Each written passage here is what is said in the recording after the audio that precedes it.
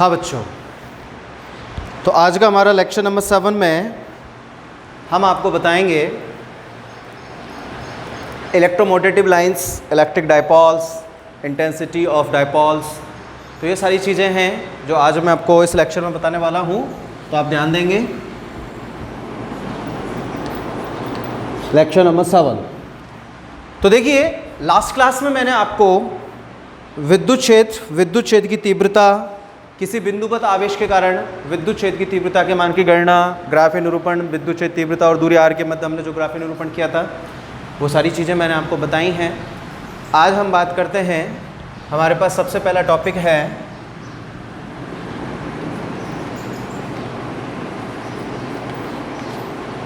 विद्युत बल रेखा। विद्युत बल रेखा, या जिसे हम कह सकते हैं विद्युत क्षेत्र रेखा के नाम से भी इसको हम पुकार सकते हैं या कह सकते हैं। तो आज का हमारा टॉपिक है विद्युत बल रेखा।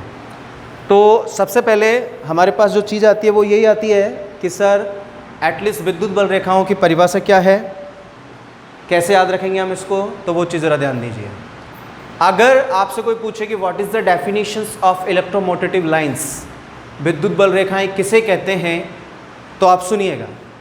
एक ऐसी रेखा, ढंग से सुनिएगा, एक ऐसी रेखा जिसके किसी भी बिंदु पर यदि मैं कोई भी टेंजेंट ड्रॉ करूं, टेंजेंट का मतलब कोई भी, अगर मैं कोई एक स्पर्श रेखा खींचूं, तो वापस से सुनिएगा, एक ऐसी रेखा जिसके किसी भी बिंदु पर यदि हम कोई भी एक स्पर्श रेखा खींचें, तो वह स्पर्श रेखा उस बिंदु पर विद्युत क्षेत्र की दिशा को क्या करेगी, व्यक्त या प्रदर्शित करेगी। ऐसी रेखा विद्युत क्षेत्र रेखा या विद्युत बल रेखा कहलाती है। आ रही बात समझ में? वापस से सुन लीजिएगा एक बार। हम पढ़ रहे हैं विद्युत बल रेखाओं के बारे में। तो इसकी क्या परिभाषा बनती है, एक ऐसी रेखा जिसके किसी भी बिंदु पर यदि हम कोई भी एक स्पर्श रेखा खींचें, तो वह स्पर्श रेखा उस बिंदु पर विद्युत क्षेत्र की दिशा को क्या करेगी, व्यक्त या प्रदर्शित करेगी। ऐसी रेखा विद्युत बल रेखा या विद्युत क्षेत्र रेखाएं कहलाती हैं। दैट मीन्स अगर इसका हम नॉर्मल सा स्ट्रक्चर पढ़ें, तो जनरली मैं आपको बता देता हूं कि विद्युत बल रेखा की आकृति एक खुले काल्पनिक वक्र के रूप में होती है। ठीक है ना?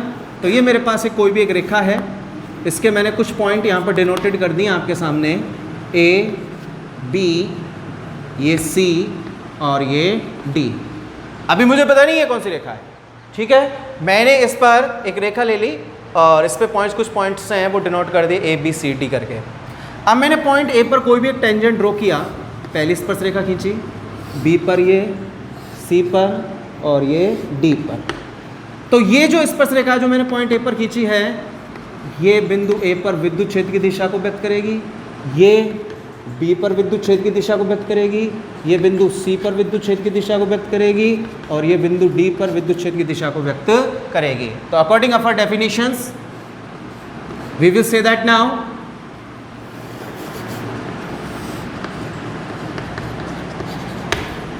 एक ऐसी रेखा दिख रही है आपको, ये ऐसी रेखा जिसके किसी भी बिंदु पर, ये मैंने 4 पॉइंट लिया आपके सामने, यदि हम कोई भी एक स्पर्श रेखा खींचेंगे तो वह स्पर्श रेखा उस बिंदु पर किसकी दिशा को व्यक्त करेगी भैया, विद्युत क्षेत्र की दिशा को व्यक्त करेगी। ऐसी रेखाएं विद्युत बल रेखा या विद्युत क्षेत्र रेखाएं कहलाती हैं।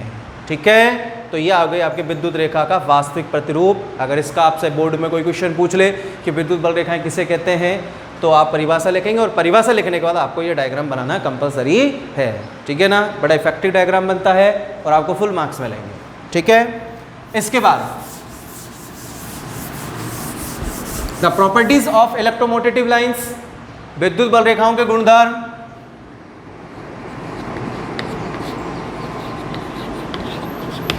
विद्युत बल रेखाओं के गुणधर्म, प्रॉपर्टीज ऑफ इलेक्ट्रोमोटिव लाइंस। ठीक है, तो जरा ध्यान दीजिए। सबसे पहला गुणधर्म क्या होता है, विद्युत बल। ढंग से सुनना भैया, और यहीं पे समझाऊंगा, सुनना है और समझना है। विद्युत बल रेखाओं का प्रथम गुणधर्म होता है कि इनकी जो आकृति होती है, विद्युत बल रेखाओं की जो आकृति होती है, वह खुले काल्पनिक वह खुले काल्पनिक वक्र के रूप में होती है, ओपन कर्विकल शेप होती है इनकी। तो विद्युत बल रेखाओं की आकृति खुले काल्पनिक वक्र के रूप में होती है। ठीक है। नंबर 2, विद्युत बल रेखाओं की जो दिशा होती है, the directions of the electromotive lines is through to positive to negative, यानी कि विद्युत बल रेखाओं की जो दिशा होती है वह धन आवेश से किधर की ओर होती है? ऋण आवेश की ओर होती है। किधर से किधर की ओर होती है भैया? धनावेश से ऋणावेश की ओर। तो आप देख सकते हैं, मान लीजिए ये हमारे पास कोई धनावेश है और ये ऋणावेश है। तो अभी मैंने आपको बताया था कि विद्युत बल रेखाओं की जो दिशा होती है वो धनावेश से किधर की ओर होती है? ऋणावेश की ओर। तो this is the directions of the electromotive lines, positive to negative. That's clear. Third, तीसरी जो प्रॉपर्टी है वो क्या है? बिल्कुल धीरे धीरे बोल रहा हूं, ढंग से सुनना और समझना। धन आवेश पर विद्युत बल रेखाएं, धनावेश पर V से बना विद्युत बल रेखाएं बाहर की ओर, किधर की ओर भैया? बाहर की ओर निकलती हैं या निकलती हुई प्रतीत होती हैं। धनावेश पर विद्युत बल रेखाएं बाहर की ओर निकलती हुई प्रतीत होती हैं, जबकि ऋणावेश पर विद्युत बल रेखाएं अंदर की ओर आती हुई प्रतीत होती हैं। किधर की ओर आएंगी भैया? अंदर की ओर आती हुई प्रतीत होती हैं या आती हैं। ठीक है। तो हमारे पास जो थर्ड प्रॉपर्टी है वो क्या है कि धनावेश पर विद्युत बल रेखाएं बाहर की ओर निकलती हुई प्रतीत होती हैं, जबकि ऋणावेश पर किधर की ओर आती हैं? अंदर की ओर आती हैं। तो कंडीशंस मैं आपके सामने यहाँ पे शो कर ही देता हूं। थर्ड प्रॉपर्टी देख लीजिएगा। मान लीजिए ये मेरे पास कोई भी एक धनावेश है, तो यहां से ये विद्युत बल रेखाएं निकल रही हैं, तो ये एरो का साइन मार्क आउटसाइड जा रहा है कि नहीं जा रहा है? अर्थात विद्युत बल रेखाएं धनावेश पर बाहर की ओर निकल रही हैं। जबकि इसी के पास में मान लीजिए हमारे पास ये कोई ऋणावेश रखा हुआ है, तो यहां पर जो विद्युत बल रेखाएं हैं ये अंदर की ओर आती हुई प्रतीत होती हैं। तो देख लीजिएगा, आपके एरो के साइन मार्क आपको नजर आ रहे होंगे। धनावेश पर ये बाहर की ओर निकल रही हैं, जबकि ऋणावेश पर कहाँ आ रही हैं? अंदर की ओर आ रही हैं। आप चाहें तो इसको अदरवाइज डायग्राम इससे भी शो कर सकते हैं। This is a positive quadrant, तो यहाँ पर विद्युत बल रेखाएं बाहर की ओर निकलती हुई प्रतीत होंगी, और ये मेरे पास ऋणावेश है, तो ऋणावेश पर विद्युत बल रेखाएं अंदर की ओर आती हुई प्रतीत होती है। ठीक है ना। अगर इसका हम एक कंबाइंड डायग्राम बनाएं तो आप कंबाइंड डायग्राम में देख सकते हैं, ये धनावेश, ये ऋणावेश, डायरेक्शंस प्लस से किधर की ओर होती है? माइनस की ओर। धनावेश पर विद्युत बल रेखाएं बाहर की ओर निकलती हैं, जबकि ऋणावेश पर विद्युत बल रेखाएं अंदर की ओर आती हैं। बाहर निकल रही हैं तो साइन मार्क आउटसाइड लगाइए, यहाँ पर अंदर की ओर आती हुई प्रतीत होती हैं तो साइन मार्क आप इनसाइड लगाइए। This is the third property of the electromotive lines. It's clear? Okay. The fourth property of electromotive lines, यानी कि विद्युत बल रेखाओं का जो चौथा गुणधर्म है वो क्या होता है? ध्यान रखिएगा, दो विद्युत बल रेखाएं कभी भी आपस में एक दूसरे को प्रतिच्छेद नहीं करेंगी। प्रतिच्छेद का मतलब काटेंगी नहीं। दो विद्युत बल रेखाएं कभी भी आपस में एक दूसरे को प्रतिच्छेद नहीं करती हैं। यदि हम जबरदस्ती उनको प्रतिच्छेद कराएंगे भी, इसका मतलब यदि ऐसा होता भी है तो जो प्रतिच्छेदन बिंदु होगा, जिसे हम कटान बिंदु कहते हैं, उस कटान बिंदु पर विद्युत क्षेत्र की दो दिशाएं होंगी, जो कि संभव ही नहीं है। क्यों? क्योंकि एक बिंदु पर एक ही विद्युत क्षेत्र की दिशा प्राप्त होती है, एक बिंदु की 1000 दिशाएं थोड़ी होती हैं भैया। इसलिए यह भी एक गुणधर्म बनता है किसका? विद्युत बल रेखाओं का, कि दो विद्युत बल रेखाएं कभी भी आपस में एक दूसरे को प्रतिच्छेद नहीं करेंगी। यदि वो करती भी हैं तो उनके कटान बिंदु पर या उनके प्रतिच्छेदन बिंदु पर विद्युत क्षेत्र की दो दिशाएं प्राप्त होंगी, जो कि बिल्कुल ही संभव नहीं है। That's clear? तो आप देख सकते हैं कि विद्युत बल रेखाएं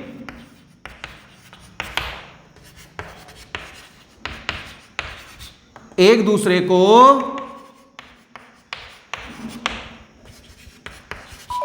प्रतिच्छेद नहीं करेंगी, और करती भी हैं तो उसकी घटना मैंने आपको बता दी। अगर प्रतिच्छेद करती भी हैं तो कटान बिंदु पर विद्युत क्षेत्र की कितनी दिशाएं होंगी? 2 दिशाएं होंगी, जो कि संभव ही नहीं है। That's clear? ओके, आगे आ जाइए। प्रॉपर्टी नंबर 5, विद्युत जिस जगह पर विद्युत बल रेखाओं की संख्या अधिक होगी, जहां पर विद्युत बल रेखाओं की संख्या कैसी होगी? अधिक होगी, वहां पर विद्युत क्षेत्र का मान भी कैसा होगा? प्रबल होगा। कैसा होगा? प्रबल। प्रबल का मतलब अधिक होगा। और जहां पर विद्युत बल रेखाओं की संख्या कैसी होगी? कम होगी, वहां का विद्युत क्षेत्र कैसा होगा? दुर्बल होगा, कमजोर होगा, क्षीण होगा। अरे बात समझ में? तो जहां पर जितने number of electromotive lines maximum होंगी, वहां पर विद्युत क्षेत्र उतना ही अधिक होगा या प्रबल होगा, मजबूत होगा। और जहां पर विद्युत बल रेखाओं की संख्या में क्या जानी है? कमी, वहां पर विद्युत क्षेत्र भी कैसा हो जाना है? कम हो जाना है। क्लियर? तो इसको तो आप मूंजवानी भी याद रख सकते हैं। अगली 6 प्रॉपर्टी जो आपकी है वो क्या है? समान दूरी पर स्थित, ध्यान रखना, समान दूरी पर स्थित विद्युत बल रेखाएं, कितनी दूरी पर? समान दूरी पर स्थित विद्युत बल रेखाएं समान विद्युत क्षेत्र को व्यक्त करती हैं, जबकि असमान दूरी पर उपस्थित विद्युत बल रेखाएं असमान विद्युत क्षेत्र को व्यक्त या प्रदर्शित करती हैं। तो मैं आपको दिखा देता हूं, जैसे कि मान लीजिए ये विद्युत बल रेखा है, ये दूसरी विद्युत बल रेखा, ये तीसरी, ये चौथी और ये पांचवी। फॉर एन एग्जाम्पल, इन सभी विद्युत बल रेखाओं के मध्य की दूरी कैसी है? एक समान है। तो ये जितनी विद्युत बल रेखाएं हैं वो सभी समान दूरी पर है क्या? नहीं है? है ना? जब ये सभी विद्युत बल रेखाएं समान दूरी पर उपस्थित हैं तो ये कौन सा विद्युत क्षेत्र उत्पन्न करेंगी? समान विद्युत क्षेत्र। कौन सा विद्युत क्षेत्र उत्पन्न करेंगी? समान विद्युत क्षेत्र। अब मान लीजिए इसके जस्ट अपोजिट, ये पहली विद्युत बल रेखा है, ये दूसरी, ये तीसरी, ये चौथी, ये पांचवी। तो सभी की जो डायरेक्शंस है वो कैसी हो गई हमारे पास? अलग अलग हो गई। हो रही कि नहीं हो रही है? सॉरी, डायरेक्शंस तो सेम है, लेकिन दोनों की जो मिड डिस्टेंस है वो ज़्यादा कम हो रही है कि नहीं हो रही है? असमान दूरियों पर उपस्थित है क्या? नहीं है ना? असमान दूरियों पर उपस्थित हैं, तो यहाँ पर उत्पन्न विद्युत क्षेत्र भी कैसा होगा? असमान। तो असमान दूरियों पर उपस्थित विद्युत बल रेखाएं असमान विद्युत क्षेत्र को उत्पन्न करती हैं। अरे बात समझ में? तो भैया ये हो गई आपके पास विद्युत बल रेखाओं की प्रॉपर्टीज। एक बार वापस से मैं आपको बता देता हूं। पहली प्रॉपर्टी होती है कि विद्युत बल रेखाओं की आकृति खुले काल्पनिक वक्र के रूप में होती है। खुला काल्पनिक वक्र इस टाइप का होता है बेटा, देख लीजिएगा। किसके टाइप में होती है? खुले काल्पनिक वक्र के रूप में होती हैं। दूसरी, इनकी दिशा किससे किधर की ओर होती है? प्लस से माइनस की ओर। तो मैंने आपको भी डायरेक्शन भी यहाँ पे समझा दिया है। नंबर 3, धनावेश पर विद्युत बल रेखाएं बाहर की ओर निकलती हुई प्रतीत होती हैं, जबकि ऋणावेश पर विद्युत बल रेखाएं अंदर की ओर आती हुई प्रतीत होती हैं। मैंने यहाँ पर ये बाहर की ओर, धनावेश पर बाहर की ओर निकलती हुई, ऋणावेश पर अंदर की ओर आती हुई। इसका मैंने सेकेंडरी डायरेक्शन आपको ये बताया है। इसका मैंने ये सम्मिलित रूप है।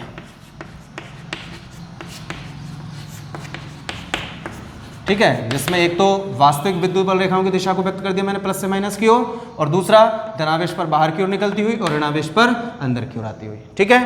फोर्थ प्रॉपर्टी, विद्युत बल रेखाएं कभी भी एक दूसरे को प्रतिच्छेद नहीं करेंगी। अगर वो करती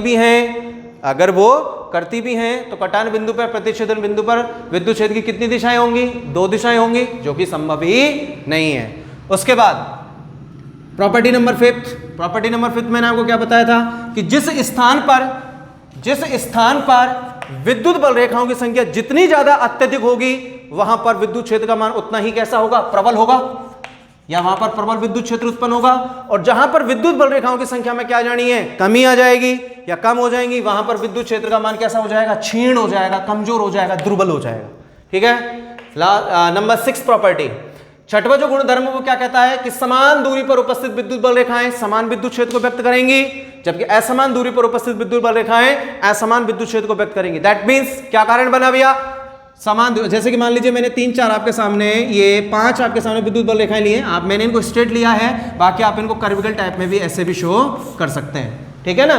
तो समान दूरी पर हैं ये सभी के सभी, तो इनके कारण समान विद्युत क्षेत्र उत्पन्न हो रहा है। और यहाँ पर कैसा हो रहा है? असमान विद्युत क्षेत्र, क्योंकि इन सभी के मध्य की दूरी क्या है? अलग अलग है, तो असमान दूरी पर उपस्थित है। That's clear.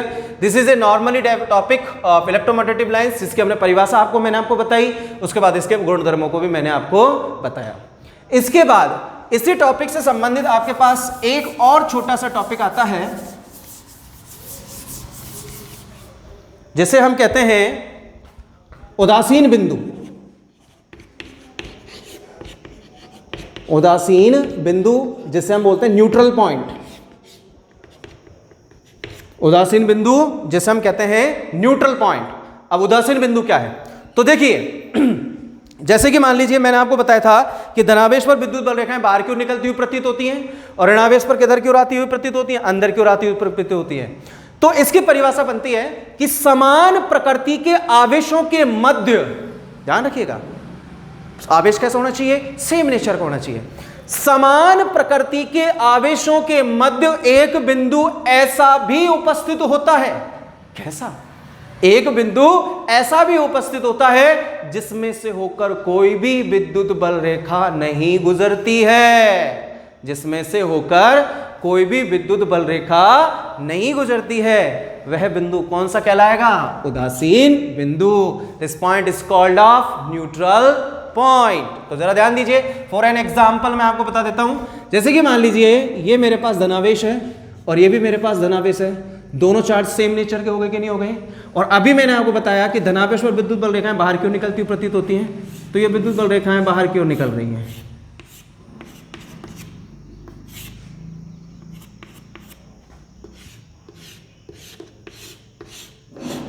आप देख सकते हैं, सॉरी,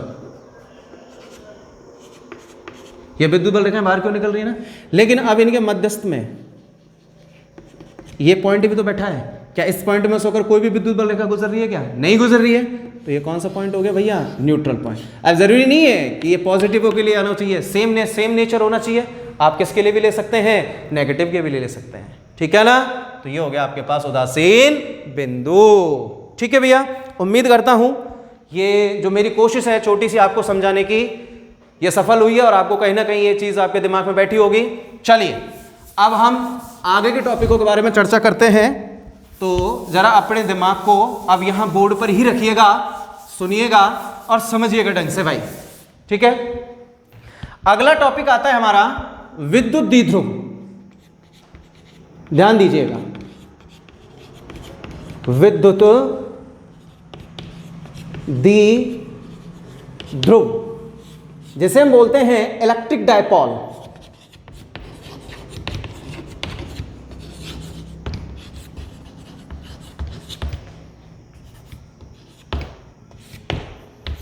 इलेक्ट्रिक डायपोल, विद्युत द्विध्रुव, ठीक है। तो ध्यान दीजिए, बिल्कुल नॉर्मल सा, बिल्कुल इजी सा टॉपिक है, बस आप थोड़ा सा ध्यान देता रहिएगा, ठीक है। तो ध्यान दीजिए, विद्युत द्विध्रुव, विद्युत द्विध्रुव की परिभाषा क्या बनती है बच्चों? ध्यान दीजिए, बिल्कुल नॉर्मल सी डेफिनेशन बनती है विद्युत द्विध्रुव की। तो मैं आपको बता देता हूं वो क्या परिभाषा बनेगी। एक ऐसा निकाय, कैसा निकाय? एक ऐसा निकाय जिसमें दो, कितने? दो परिमाण में समान, एक ऐसा निकाय जिसमें दो परिमाण में समान एवं प्रकृति में विपरीत, प्रकृति में कैसे? विपरीत। तो वापस से सुन लीजिएगा, एक ऐसा निकाय जिसमें दो परिमाण में समान एवं विपरीत प्रकृति के आवेश एक दूसरे से अल्प दूरी पर उपस्थित हो। कौन सी दूरी पर उपस्थित हो?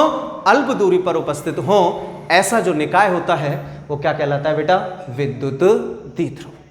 क्या कहलाता है? विद्युत द्विध्रुव। सामान्यतः विद्युत द्विध्रुव को हम किससे व्यक्त करते हैं? पी से।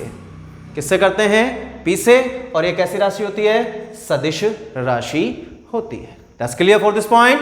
तो आप वापस से सुन लीजिएगा, हमने पढ़ा है विद्युत द्विध्रुव के बारे में। तो विद्युत द्विध्रुव एक ऐसा निकाय होता है जिसमें दो परिमाण में समान एवं विपरीत प्रकृति के दो आवेश एक दूसरे से अल्प दूरी पर या अत्यल्प दूरी पर उपस्थित होते हैं। तो ऐसा जो निकाय होता है वो क्या कहलाता है? विद्युत द्विध्रुव। विद्युत द्विध्रुव को हम सामान्यतः पी से व्यक्त करते हैं और ये सदिश राशि है तो हम किसका साइन मार्क लगा देते हैं? वेक्टर का साइन मार्क। तो इसका जो रिप्रेजेंटिंग या जो शोइंग पॉइंट हो चुका है जिसको हम विद्युत द्विध्रुव से रिप्रेजेंट करेंगे वो कितना हो गया भैया? P factor. क्लियर? सामान्यतः इसका एक नोटिफिकेशन पॉइंट और है जो मैं आपको बता देता हूं विद्युत द्विध्रुव का। विद्युत जो द्विध्रुव की दिशा होती है बच्चों वो होती है माइनस से किधर की ओर होती है? प्लस की ओर। किधर से किधर की ओर हो रही है भैया?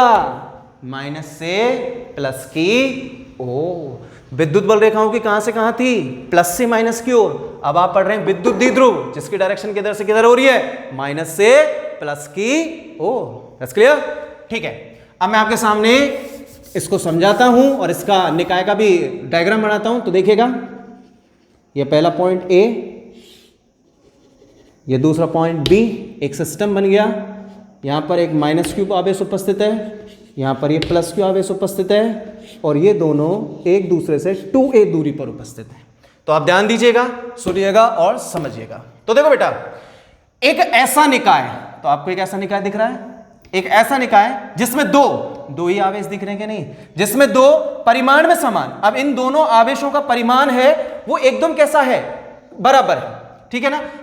पर जिसमें दो परिमाण में समान एवं विपरीत प्रकृति के, दोनों आवेशों की प्रकृति आपको विपरीत नजर आ रही है कि नहीं, एक नेगेटिव है तो दूसरा कैसा है, पॉजिटिव है।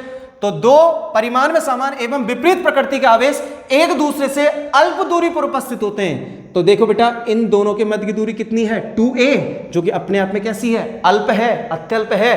तो भैया ये जो निकाय है पूरा का पूरा जो आपके सामने बना हुआ है, ये निकाय क्या कहलाएगा बेटा, विद्युत द्विध्रुव।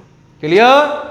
ठीक है, और इसको मैंने बता दिया था कि इसको हम किससे व्यक्त करेंगे, पी वेक्टर। सर ये सदिश राशि है, डायरेक्शन मैंने आपको इसकी बता दी थी, किधर से किधर की ओर होती है बेटा, माइनस से प्लस की ओर। ठीक है, तो इसका जो सूत्र बनेगा वो सूत्र क्या बनेगा, तो जरा ध्यान दीजिए। इसका सूत्र बनेगा विद्युत द्विध्रुव बराबर आवेश इनटू